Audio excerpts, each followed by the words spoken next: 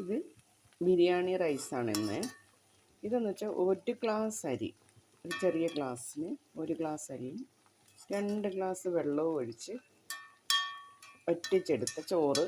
അതിൻ്റെ കൂടെ ഉരുളൻകിഴങ്ങ്, ക്യാരറ്റ്, പച്ചമുളക്,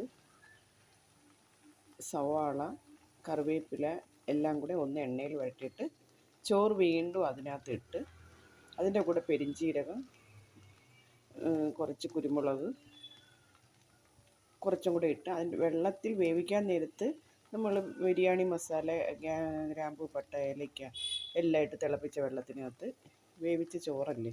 അതിന് ശേഷം ഉരുളൻകിഴങ്ങും നമ്മുടെ ക്യാരറ്റ്, പച്ചമുളക്, കറിവേപ്പില, മല്ലിയില എല്ലാം കൂടെ ഒന്ന് എണ്ണയിൽ ഒന്ന് വഴറ്റിയിട്ട് അതിനകത്ത് കുറച്ച് മഞ്ഞൾപ്പൊടി ഇട്ട് ചിക്കിയെടുത്ത ചോറാണിത് കേട്ടോ. നല്ല കറക്റ്റ് ചോറായി. കണ്ടോ, ലീഫൊക്കെ ഇട്ടിട്ടുണ്ട്, വയനയുടെ ലീഫ് ഇലയൊക്കെ ഇട്ടിട്ടുണ്ട് കണ്ടോ. അപ്പം നല്ല അടിപൊളി ചോറായി കണ്ടോ. ഇപ്പോൾ നമുക്ക് ഇതിങ്ങനെ അടച്ച് വെച്ചിരുന്നാൽ മതി. ഇതിനകത്ത് ഒന്നും ചേർക്കുകയൊന്നും വേണ്ടത്. അണ്ടിപ്പരിപ്പ്, മുന്തിരിങ്ങ അങ്ങനെയുള്ള സാധനങ്ങളൊന്നും ചേർക്കുന്നില്ല. ഇതൊന്ന് അടച്ച് വെക്കാം. അപ്പോഴത്തേക്ക് നമുക്ക് ചിക്കൻ വറുക്കാം. ചിക്കൻ ഇങ്ങനെ വറുത്തുകൊണ്ടേയിരിക്കുകയാണ്. ഈ ചിക്കൻ വറുത്ത് കോരി മാറ്റിയതിന് ശേഷം ഒരു സവാള, ഒരു പച്ചമുളക്, കുറച്ച് തക്കാളി, ഒരു തക്കാളി, മസാല ഇനി വേണ്ട. ഇതിനകത്ത് കോഴിക്കകത്ത് എല്ലാം പുരട്ടി വെച്ചേക്കുന്നുണ്ട്. എല്ലാ മസാല ഇനി ചേർക്കാനുള്ള ഇഞ്ചി വെളുത്തുള്ളി പേസ്റ്റ് മാത്രം ലാസ്റ്റ് ചേർത്താൽ മാത്രം മതി. കണ്ടില്ലേ.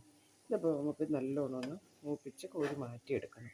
അതിനുശേഷം സവാള അരിഞ്ഞ് വെച്ചിട്ടുണ്ട്, അതും കുറച്ച് സാധനങ്ങളും എല്ലാം കൂടെ മിക്സ് ചെയ്ത് ഒരു കറിയാക്കും. ഇത്രയേ ഉള്ളൂ ഇന്നത്തെ കറി കേട്ടോ. ഇത് നമ്മുടെ സവാളയൊക്കെ നല്ലോണം ചുമക്കയായിട്ടുണ്ട്. ഇനി നമുക്കതിനകത്ത് തക്കാളി, ഒരു സിമ്പിളായ റൈസ് ഉണ്ടാക്കി കേട്ടോ, എളുപ്പം ഉണ്ടാക്കാൻ പറ്റുന്നത്. ഇതൊന്ന് നല്ലോണം ഒന്ന് വാടി അതിൻ്റെ വെള്ളമെല്ലാം ഇറങ്ങി വറ്റണം. അപ്പോൾ ഇതെന്ന് വെച്ചാൽ നമ്മളെ ഒരു മല്ലിയിലയാണിത് കേട്ടോ, ചൈനീസ് മല്ലിയിലയാണ്. കണ്ടില്ലേ, ഇത് ഞാൻ നട്ട് വളർത്തിയൊക്കെയാണ്. അതിനകത്ത് 3 ലീഫ് എടുത്തിട്ടുണ്ട്. അത് നമുക്ക് ഒന്ന് പിച്ചിടാം. കുറച്ചെണ്ണത്തിലിട്ട് കുറച്ചിരി വെച്ചിട്ടുണ്ട്, ചോറിനും ഇടാം കേട്ടോ. അതൊരു തൈ വെച്ചിരുന്നാൽ മതി, ഇഷ്ടം പോലെ അങ്ങ് ഇലയായിക്കോളും കേട്ടോ. ഇതൊക്കെ നല്ല വാടിയിട്ടുണ്ട് കണ്ടില്ലേ. ഇനി നമ്മൾ ചിക്കൻ നല്ലോണം വറുത്ത് വെച്ചിട്ടുണ്ട്, ആ ചിക്കൻ ഇതിനകത്തോട്ട് ഇടാം.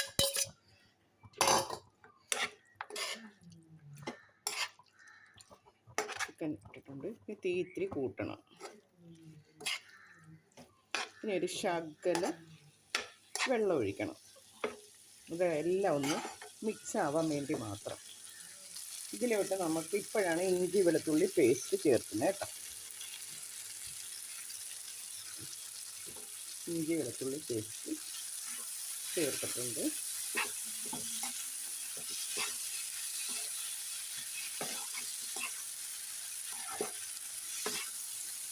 ഇതിനകത്തോട്ട് നമ്മൾ കുറച്ച് അരപ്പ് വിലക്ക് ഇറച്ചിയൊക്കെ വെച്ചിരുന്ന ആ പാത്രത്തിൽ തന്നെ കുറച്ച് വെള്ളം.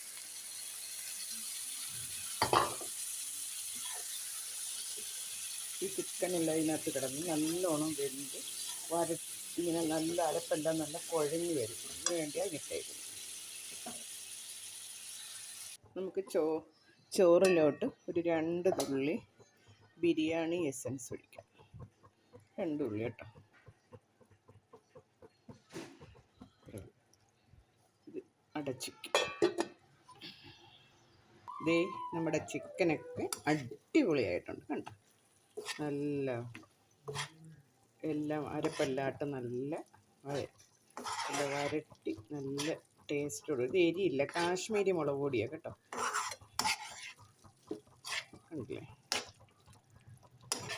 ഇന്നൊരു സിമ്പിളായിട്ട് വയ്ക്കുന്ന ഒറ്റ കറി കൊണ്ട് ഇന്ന് എല്ലാ കാര്യങ്ങളും നടക്കാൻ വേണ്ടി കേട്ടോ. കാരണം എനിക്ക് പനിയാണ്, അതുകൊണ്ടാണ് ഈ സിമ്പിളായിട്ടുള്ളൊരു ചോറ് ഒരു കറിയൊക്കെ ആക്കുന്നത് കേട്ടോ.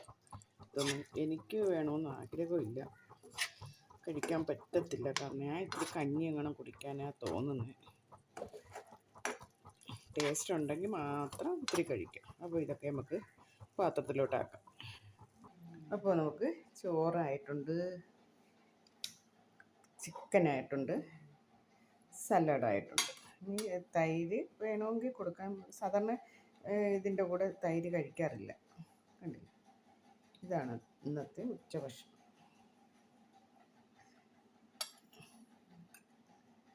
കണ്ടില്ലേ, എല്ലാവർക്കും ഇഷ്ടപ്പെട്ടല്ലോ.